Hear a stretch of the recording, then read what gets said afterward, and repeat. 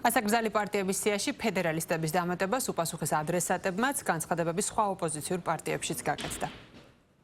ხელისუფლების სისუსტის, ანუ რეჟიმის სისუსტის გამოხატულება, იმიტომ რომ 9 თვიანი ვადა გაზდით ახლა იმ იმაზე, რა ქვია, იმ სარჩელზე და ან უნდა აკრძალონ და ან კიდე რაღაც ახალი უნდა მოიფიქრონ და ვადა გადაიგრძელეს, იმიტომ რომ არც ბოლომდე იმისი აწევის თავი აქვთ, რომ პარტიები აკრძალონ. რაც შეეხება იმას, ეს რეჟიმი მაინც ქუჩით, საერთაშორისო სანქციებით და დემოკრატიული ალტერნატივით დამარცხდება და ჩვენ ახლა ვართ დემოკრატიული ალტერნატივის შექმნის პროცესში, იმისთვის რომ ხალხს უთხრათ რა მოხდება რეჟიმის მარცხის შემდეგ. ერთადერთი ვინც კონსტიტუციური გადატრიალება მოაწყო საქართველოში, ეს არის ქართული ოცნება, 78 მუხლი თავზე დაგვამხო და ის პოლიტიკური ძალები, ოპონენტები, რომლებიც უწევენ წინააღმდეგობას, ფაქტობრივად აკრძალვა გადაწყვიტა ქართულმა ოცნებამ. ეს საკონსტიტუციო საჩივარი და მისი გაფართოება ნიშნავს იმას, რომ ქვეყანაში დემოკრატიული წესწყობილების გაუქმება მიმდინარეობს, ამის იურიდიული გაფორმებას წარმოადგენს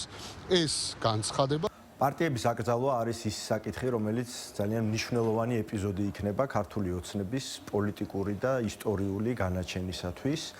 მათ წამოიწყეს ეს ძალიან სახიფათო თამაში და დღეს თავადვე არიან აბლანდულები. იმდენი თვეა ეს პროცესი უნდა დაწყებული იყოს საკონსტიტუციო სასამართლოში, თუმცა არანაირი ქმედება ჩვენ არ გვინახავს, არანაირი ნაბიჯი გადადგმული, რაც იმის ნიშანია, რომ მათ არ იციან როგორ უნდა გაგრძელდეს და როგორ უნდა დასრულდეს ეს პროცესი. ისინი საუბრობენ ეგრეთ წოდებულ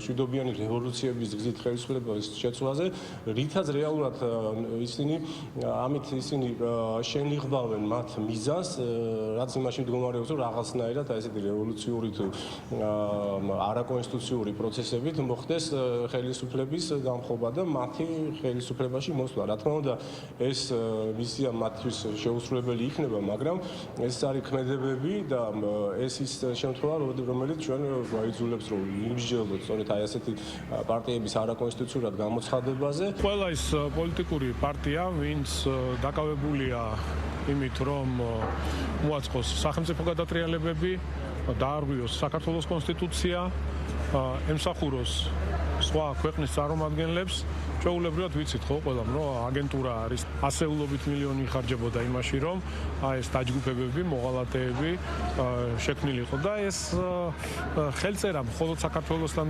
დაკავშირებით არ არის. ზოგადად ყველგან, სადაც არის პოლიტიკური ინტერესი, ყველგან ერთ და იგივე დამოკიდებულება აქვს და ეს თემა გაშიფრულია აბსოლუტურად ყველაფერი ძალიან კარგად ვიცით, ვინ საიდან ფინანსდება, ვის რა და ვინ ყავთ პატრონები და რა არის მათი მთავარი ნიშნები. შესაბამისად, სახელმწიფოს მხრიდან ამას ყოველთვის მოხდება რეაგირება.